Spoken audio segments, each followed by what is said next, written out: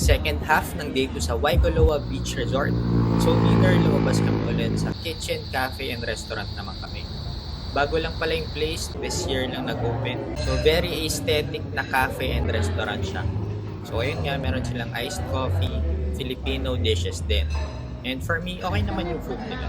Recommended yung nachos guys, masarap. Para sa akin, okay talaga yung vibes dito. Yung coffee, okay lang din naman. Nag-try kami ng iba't ibang food, seafood, pork. Pero para sa akin, ang masarap yung nachos so far. Actually, after dinner, bumalik na rin kami agad sa resort. Kasi 8 p.m. Saturday, meron pala silang fire dance. Ayan. Okay naman guys. Entertaining for me. Siyempre, ang hirap ng ginagawa nila. Bubuga sila ng X.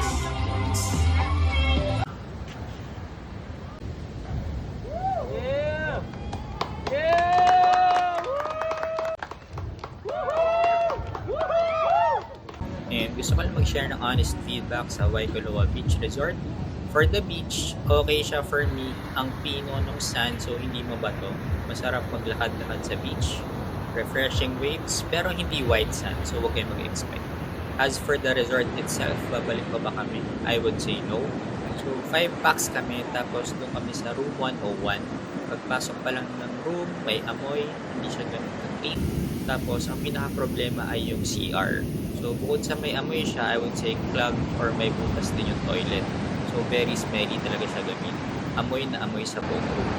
Tapos again, yung food hindi masarap, kaya lagi kaming lumalakas. Kabangan Beach, pwede. Siguro pwede mag-try ng ibang resort, but not this one. Add ko na lang din, pag check-in pa lang namin ng day 1, umaandar yung TV pero hindi magamit yung remote or sira yung remote or nawawala yung remote. Not for me, but for my parents, seniors na kasi sila.